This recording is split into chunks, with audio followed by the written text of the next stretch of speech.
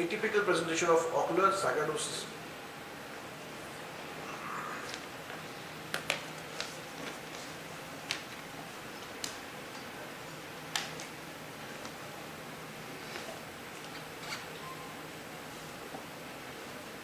I am going to present an atypical presentation of ocular sarcoidosis.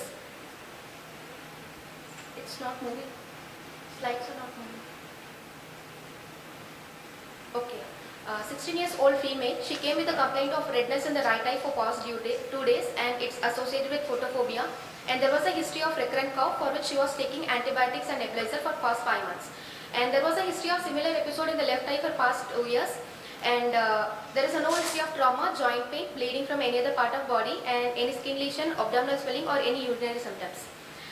On examination, visual acuity in the right eye was finger counting at 3 meter, and in the left eye it is 6 by 6. IOP was normal in both eyes. In the anterior segment of the right eye, you are showing a petechial hemorrhage at 12 o'clock position, and one more fibrinous strand which is trickling down from 1 o'clock position present over the anterior lens capsule, and inferiorly at 6 o'clock position pupillary margin there was a blood clot and the microhyphema was noted. And there is a posterior synecdoche which is present at 11 o'clock, 6 o'clock and at the 3 o'clock, and there is no abnormal vessels noted.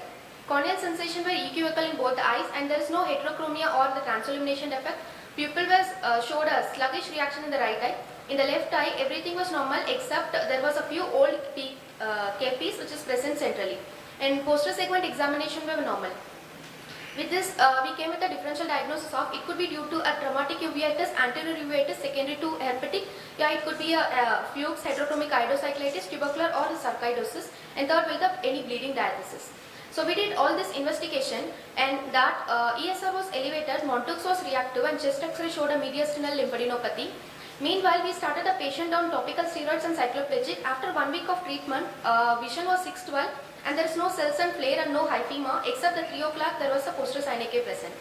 And we concluded this as a clinically granulomatous anterior uveitis could be due to a tubercular or a sarcoid etiology. And we refer the patient to pulmonology, and they did a CB-NAT, it was negative, and bronchoscopy guided biopsy revealed a case of biopsy confirmed case of sarcoidosis. And the first picture showing hilar lymphadenopathy, and these are the right eye and left eye after a treatment started by the pulmonologist as steroid, and it was normal except in the left eye the KPs which is present centrally has took a modification after the treatment which is seen here.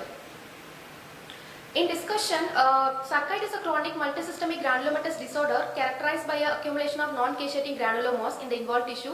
In ocular sarcoidosis, again it involves any part of the eye forming a granulomas involving the conjunctiva, episclera, sclera, uveitis, and optic neuropathy and the adnexal tissues. Hyphema associated with anterior uveitis is a rare phenomenon. In our case, ocular sarcoidosis is a causative factor for a spontaneous hyphema. Duke Elder, he has described the 3 mechanisms for why the hyphema occurs. And the first one is a neovascularization of iris, and second is due to vasculitis, and third one is the increased diabetes. And in 1993, he reported a case series involving the 5 cases in which 2 of them were diagnosed with herpes simplex uveitis, and rest 3 are Reiter syndrome, juvenile chronic arthritis, and ankylosing spondylitis, in which 3 cases showed a rubeosis iritis, and 2 cases had a history of NSAID usage. And some of the case report which have been reported in the literature were in 1988, Hayaska, he reported a case of hyphema in 2 cases of herpes zoster ophthalmicus. In 1992, Klemperer, he also reported a spontaneous hyphema in 2 cases of ankylosing spondylitis. In 2010, it was a case series involving the 4 cases in which mature senile cataract was diagnosed, and they also all of them developed a spontaneous hyphema. It relieved after a cataract surgery. In 2020, Brent, he reported 2 cases of ocular syphilis in which the hyphema were noted, and both of them was diagnosed with HIV positive. I concluded by saying that spontaneous hyphema was associated with recurrent anterior uveitis, and abnormal iris vessels should be noted since the chances of hyphema are high. And ocular sarcoidosis was associated with spontaneous hyphema in our case. This is rare, and no case report has been published till now saying that the sarcoidosis was associated features with hyphema. These are my references. Thank you.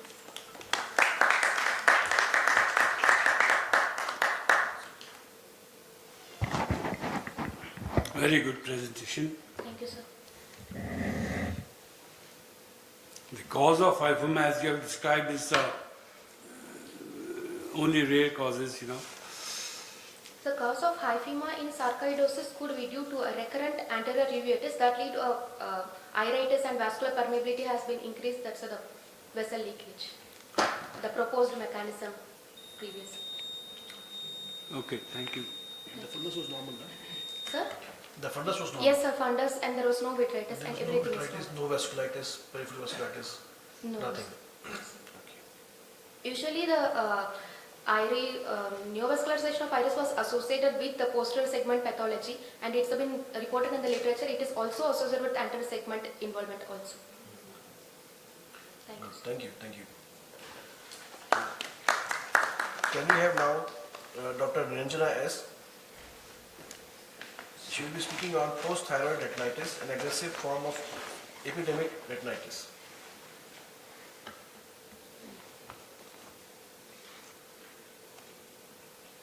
So good afternoon everyone. I am going to present a case of post-typhoid retinitis, an aggressive form of epidemic retinitis. Slides are not moving. So typhoid fever or enteric fever is a systemic disease which is characterized by fever and abdominal pain caused due to Salmonella typhi or paratyphi. It's transmitted by food or water due to fecal contamination by ill or asymptomatic chronic carriers. Ocular manifestations of typhoid fever are rare and include lydedema, adenitis, conjunctival petechiae, corneal ulcer, uveitis, vitreous hemorrhage, retinal hemorrhage and detachment, stellate maculopathy, optic neuritis, orbital abscess. These are caused either due to direct invasion of the organism into the ocular tissue or immune-mediated response. Our purpose was to describe the demographic and clinical features of post-typhoid retinitis. It was a prospective observational study. Detailed history of typhoid fever followed by a complete ocular examination was done with relevant blood investigation. Standard treatment with oral doxycycline 100 mg twice daily for 5 days followed by oral steroids in tapering doses based on physician's advice. Anti-VEGF was given when required, and final follow-up was done around 3 months. 16 eyes of 10 patients were included. Bilateral involvement noted in 6 patients and anterior segment involvement was noted in 3 patients. Presenting vision was counting finger 1 meter or worse in 90% of the patients. Final visual acuity was found to be good in 3 eyes, that is more than 6/12, moderate in 11 eyes and poor in 2 eyes. 4 eyes had worsening of lesions, newer lesions, infective emboli along the arterioles up to 2 weeks even after starting oral treatment, and then showed resolution over 2 months. So this the patient has posterior synecdoche with typhoid retinitis. This is the fundus image of the day 1 typhoid retinitis in a 55-year-old diabetic patient, and no other retinopathy features the same. This right eye shows neovascularization and the left eye shows the emboli with large lesions. The same patient, the lesions resolved after oral steroids and anti-VEGF in the right eye. This is the typhoid retinitis patient presented with visual active 660, and this right side image shows lesions resolved with treatment but severe arteriolar sheathing and foveal ischemia with visual acuity 660. The first image is day 1 typhoid retinitis. In 2 weeks the lesions worsened, and the same patient developed full thickness macular hole with ischemic macula after 2 months. So discussion from this study, we could say that post-typhoid retinitis, the natural history is aggressive and it involves anterior segment as well. In posterior segment, there are more chances of arteriolar embolism and sheathing. Extensive multifocal lesion may worsen in spite of early steroid for some time before they resolve. Hence, the final outcome shows higher chance of ERM or foveal ischemia with poor visual outcome. So, in conclusion, the post-typhoid retinitis tend to follow an aggressive with possibility of worse visual outcome. The study highlights the need for a high index suspicion and early institution of appropriate therapy by an ophthalmologist. So my references, thank you.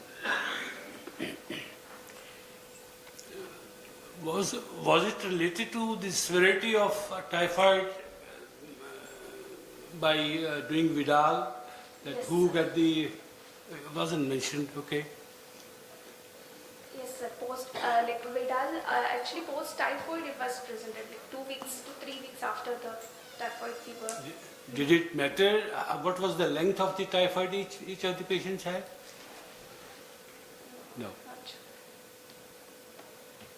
So do you think this is direct infection or it is an immune-related complication? Both, sir, actually direct invasion and immune-mediated pathogenesis. Thank you. Thank you. Can I call upon now Dr. Naisithya Anand, who will be presenting on to study the outcome of cataract surgery in patients with coexisting typical iris coloboma.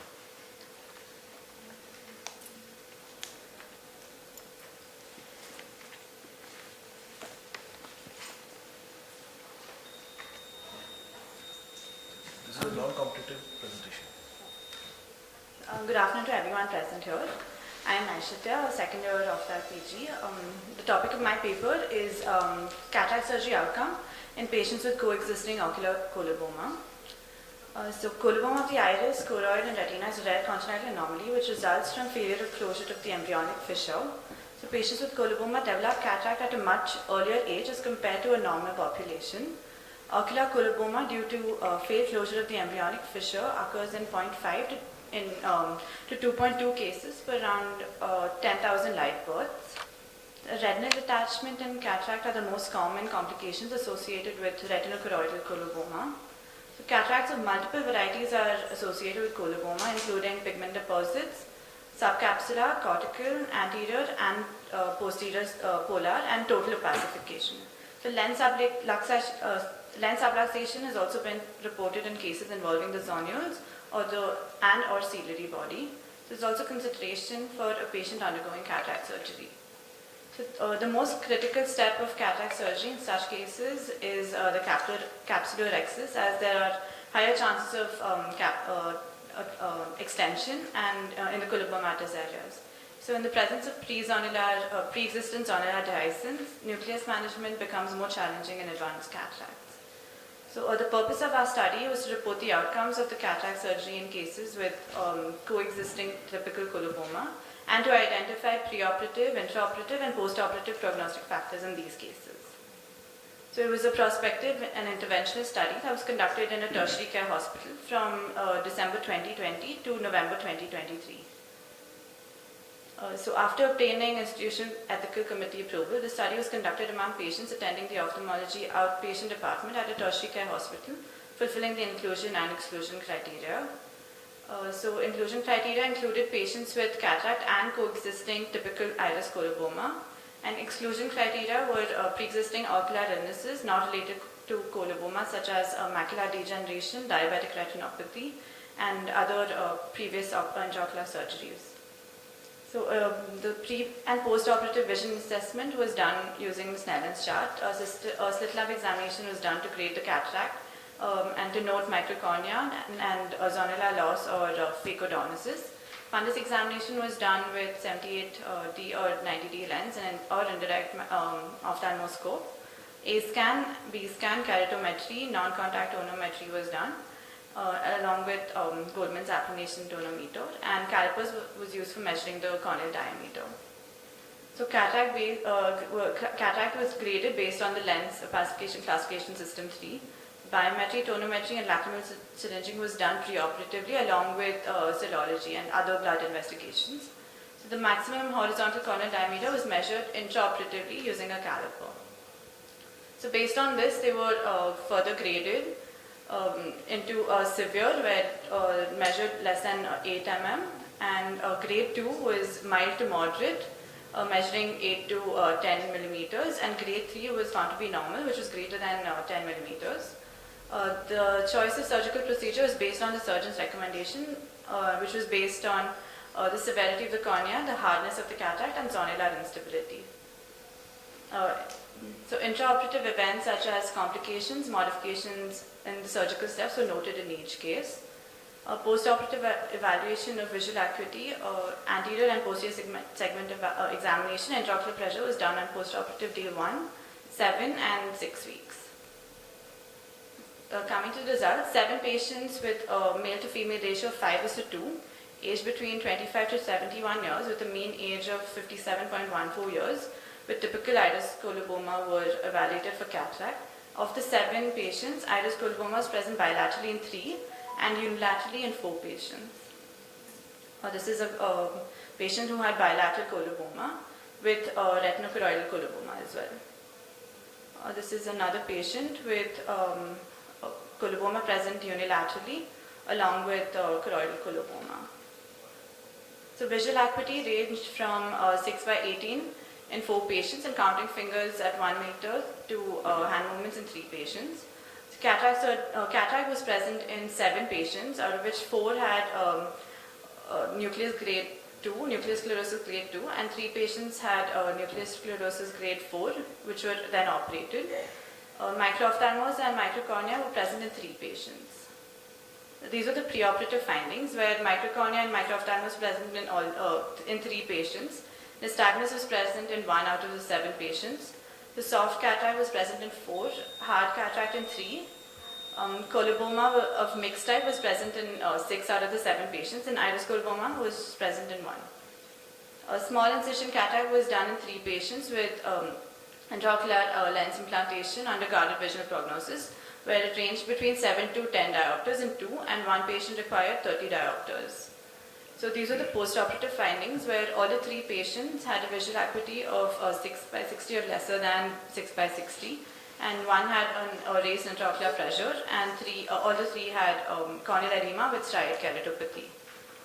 So coming to the discussion, Kohli, G and others highlighted the safety and efficacy of manual SICS in patients with harder cataract and phacoemulsifications in eyes with softer cataract. Shaker, M and others concluded that manual incision cataract surgery is manual small incision cataract surgery is a better approach. So in our study as well, due to the presence of advanced cataract, the procedure done was MSICS. And IOL implantation in microphthalmos was challenging, and 1 patient resulted in high intraocular pressure on account of crowding of the anterior chamber. Kohli and others concluded that microcornea and macula involving chorioretinal coloboma and intraoperative complications were important factors that were leading to poor functional outcomes. So outcome of 2 of our patients was not favorable due to choroidal colobomas, which were detected post-operatively. So coming to the conclusion, cataract surgery in patients with typical iris coloboma is challenging due to the presence of microcornea, microphthalmos, difficulties in calculation of IOL power, and surgical complications. So guarded visual prognosis for the patient for the vision has to be explained prior to cataract surgery. These are the references. Thank you.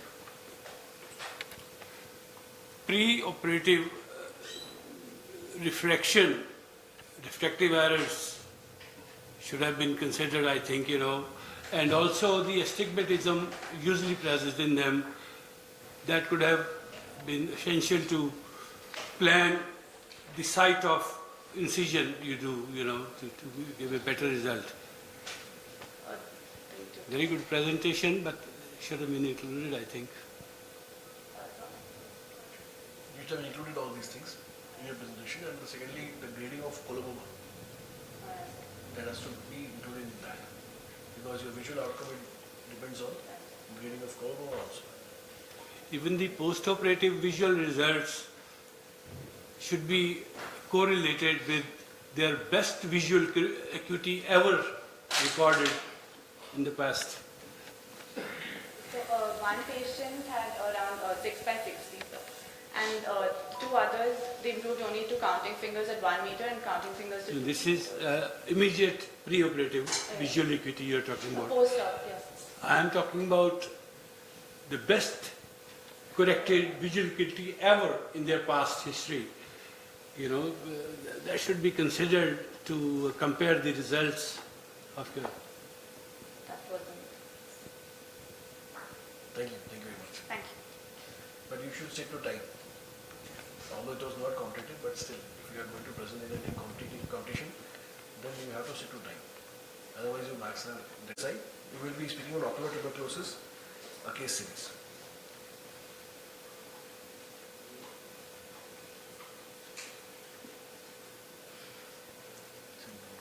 Good afternoon, everyone. I'll go directly to the case. This is not a competition. This one. So the first case is a 55-year-old female who came with redness in the left eye associated with pain since the past 15 days. This patient actually she came 1.5 years back with episcleritis, and I have given a topical NSAIDs and it got relieved, and after 6 months again she came with the episcleritis. Because there is recurrence of episcleritis, I tested her, I investigated her, and I only positive finding was MAN2 test positive. So I sent for the pulmonology, and we have done the other tests also. But all were normal, the chest x-ray, everything came normal, and the pulmonologist told, you term it as ocular tuberculosis, then I'll start the ATT. For episcleritis, I felt a little hesitant to term it as ocular tuberculosis just on the basis of MAN2 because it's an endemic region. So I've given a topical short steroid, and I've asked her to come back again after for the review. Again she came 6 months later, but there was tortuous and elevated episcleral vessels in the left eye with the elevated and edematous appearance of the sclera at the temporal quadrant, and we kept the diagnosis of anterior scleritis. And then again we have investigated, and again she has got MAN2 positive and other tests. In pulmonology, the chest x-ray, the lungs were clear, and positive quantiferon also. So now before starting ATT, again I have taken a second opinion from a higher center, and even they told yes, we have to go for the ATT, and we have started ATT along with the topical corticosteroids. And so the conclusion from this case is, in case of recurrent episcleritis or scleritis, a MAN2 positive raises a suspicion of ocular tuberculosis. Second opinion should be taken before starting ATT, which gives a clinical reassurance for me and even for the patient also to start on the ATT.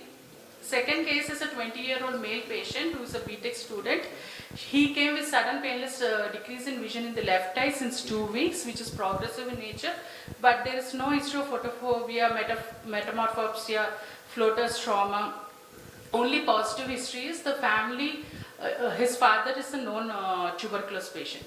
That is the only positive history in this case.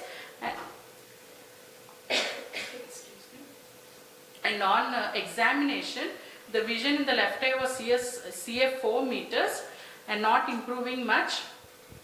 And on fundus examination, the media was hazy due to posterior vitritis, and optic disc and blood vessels appear normal, but there was a multifocal irregular grayish yellowish color lesions involving the posterior pole, mid-periphery, and mostly in the supranasal and supratemporal quadrants, and sparing the peripapillary area, and the peripheral edges are very much active with elevated subretinal choroidal yellowish lesions.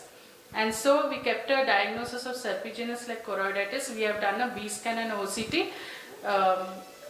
In B scan we can see the posterior vitritis, and in the OCT also the outer layers RPE are disrupted. And we have investigated totally, and all the blood investigations came normal, including MAN2 came normal to that boy. But still we have started with oral corticosteroids, prednisolone 60 mg, and along with topical prednisolone, and we have referred to the pulmonologist, and we have told the patient also and the patient father that we have to start on ATT. It is a unilateral choroiditis, but they had little hesitant to start on ATT, so they went to another higher center where they have given a transseptal triamcinolone acetonide, and but still they have reassured the patient that we should start on ATT. So again the patient came back, and we have started the ATT treatment in this case. along with the oral corticosteroids. And on next visit, the edges are all have relieved and they have become inactive. So conclusion for this case, serpiginous light choroiditis is a manifestation of ocular tuberculosis. A combination of corticosteroids and ATT is essential to manage the inflammation.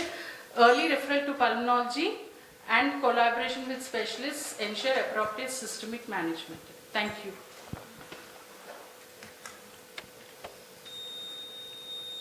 Good. So Dr. Gayatri, Yes. in that first case, did you think of getting an antigen testing done from the conjunctival sac? From the anterior From the conjunctival sac? No, sir, I think You should have. antigen. Because there has been a report on this also. I mean, antigen testing for tuberculosis from the conjunctival sac. They have found positive in many of those cases in which you are suspecting a tubercular etiology. And nowadays, if you send a patient suspecting tuberculosis to any ATT center nowadays, because the NTB program is going on, so they are starting ATT on just, you request and they will start. Yes. It's like that now. Thank you very much. Thank you. Neetu Nasamilla Maria, sorry for pronouncing my pronunciation, Dr. Neetu Narasimhaiah, sorry. So she will be presenting on demographic and clinical features of patients with scleritis in an Indian tertiary eye hospital.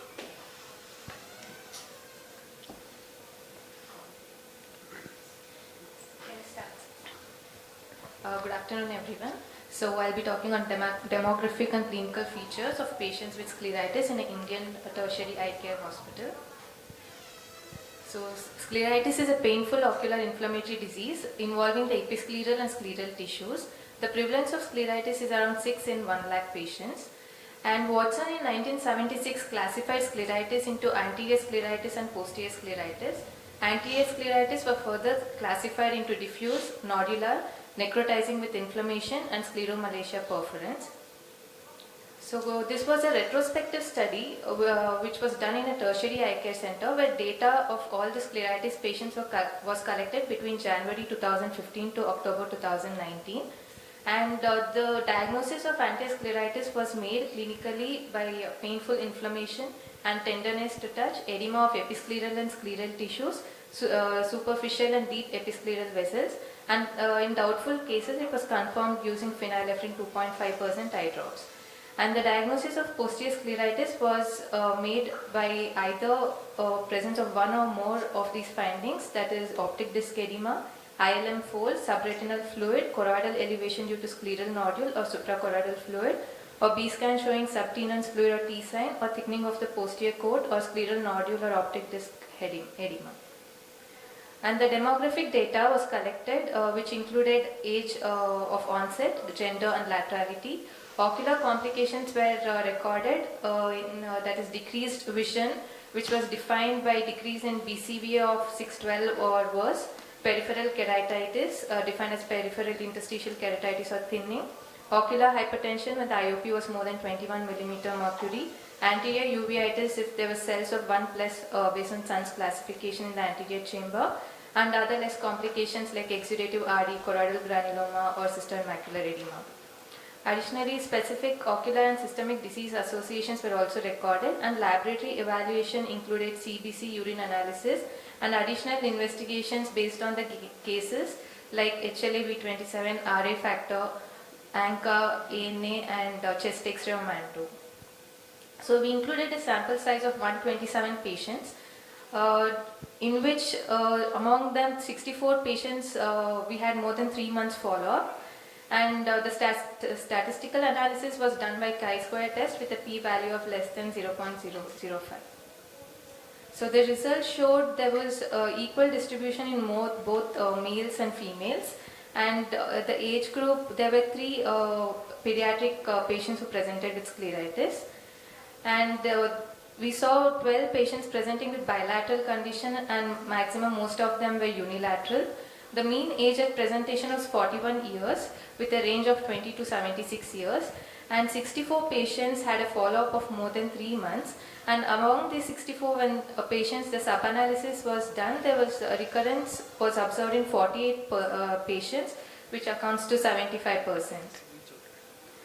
So coming to the type of scleritis, the anterior diffuse scleritis were more common, which was seen in 75 patients, followed by anterior nodular scleritis, and least common was necrotizing scleritis with inflammation.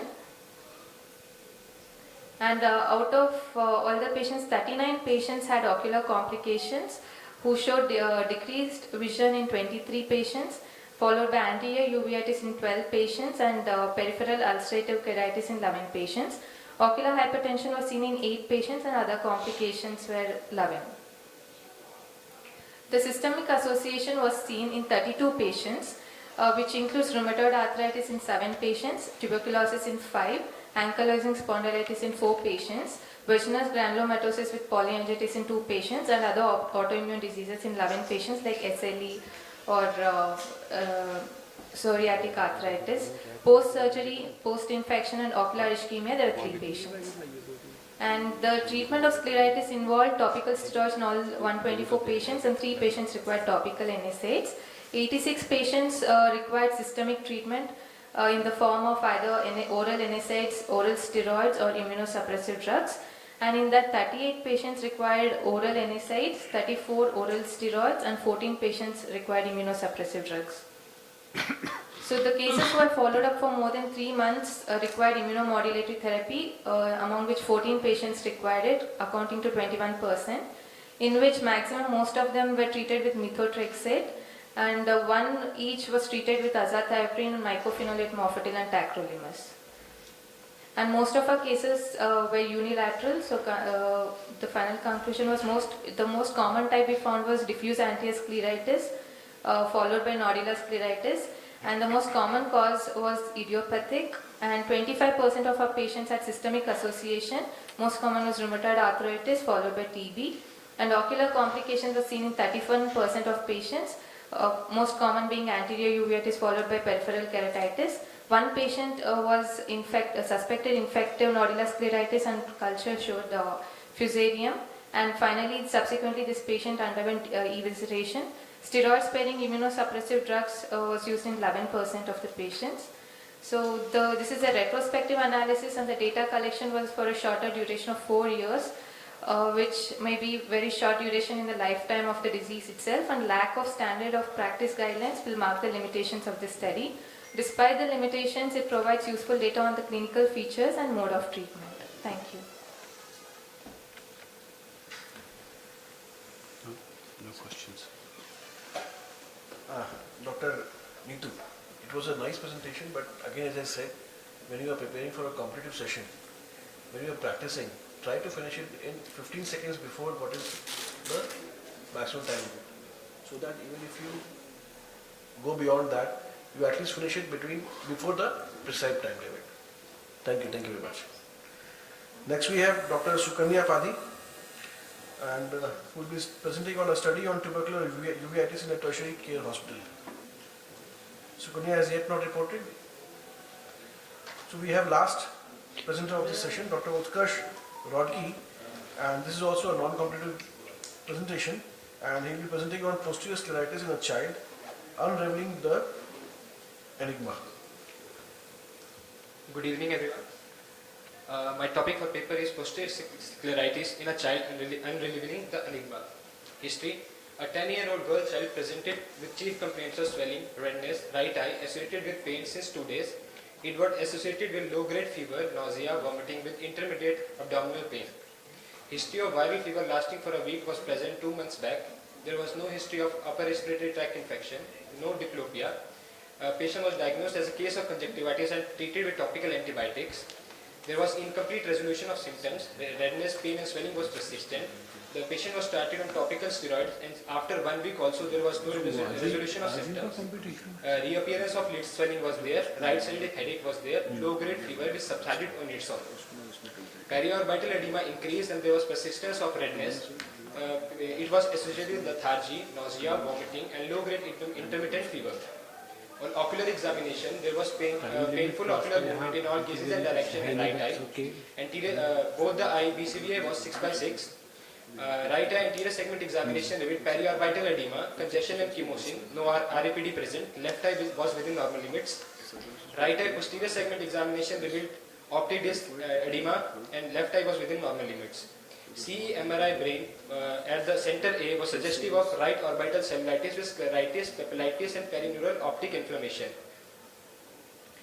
Patient presented to center B where she was started on IV antibiotics, tagrosil and ceftriaxone with minimal response. On the second day, patient was given oral prednisolone 1 mg per kg along with IV antibiotics, and the next day patient responded very well to the treatment. The preseptal edema settled down, chemosis improved and the nausea vomiting disappeared. MRI brain and orbit at the second center reported proptosis, thickening of the posterior scleral cord, optic nerve head indentation and periorbital soft tissue inflammation. USG AV scan revealed USG AV scan revealed thickening of the retinochoroidal thickness and there is a fluid at the subtenon level. Steroid was tapered to 25 mg per kg and the diagnosis at center B was orbital inflammation syndrome, right eye. Patient presented to our center with tapering dose of steroid 20 mg per day. Symptoms of swelling, red eyes, redness and headache was absent. On examination, visual acuity was 6 by 6 both eyes. Ocular movement was free, full and paleness in all gazes and direction. Color vision was within normal limit and color and contrast was within normal limits. Anterior segment of both eyes was within normal limit. Posterior segment of right eye revealed disc edema. This is the fundus image showing in the right eye there is optic disc edema.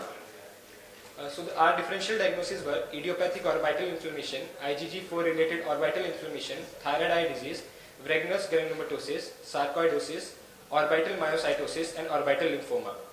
So relevant investigations were done which only had increased CRP level and increased ESR level. Thyroid profile was within normal limit. Serum prolactin for the active infection was within normal limits. RA factor was negative. Serum ACE for sarcoidosis was negative. P-ANCA, C-ANCA was negative. Serum IG4 level was negative and Humphrey visual field analysis 24-2 both eyes was also within normal limits.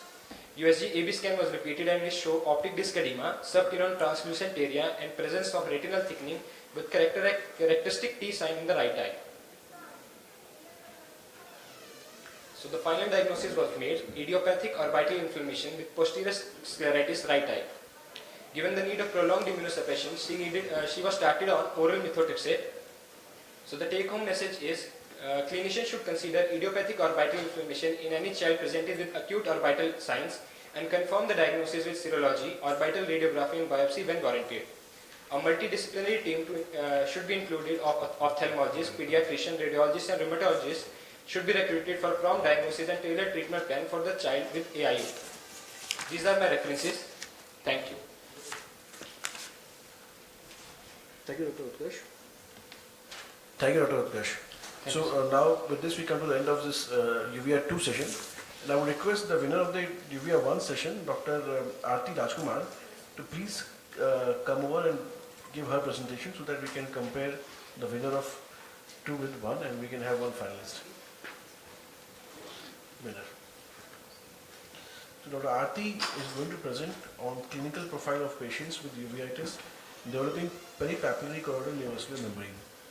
So, good afternoon to one and all present here. I'll be, as sir said, presenting on clinical profile of patients with uveitis developing peripapillary choroidal neovascular membrane. So, inflammatory CNVM is a dreaded complication associated with intraocular inflammation.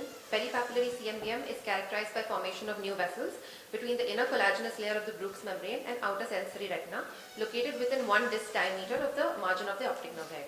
Because of the anatomical location of the PPCNVM, it can be asymptomatic initially and become symptomatic later on with macular involvement. They are usually occult membranes and can pose significant diagnostic and therapeutic challenges.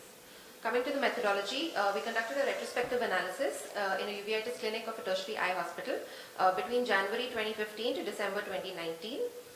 Patients with inflammatory peripapillary CNVM were included in the study, and patients with CNVM due to other causes like trauma or degenerative diseases were excluded from the study.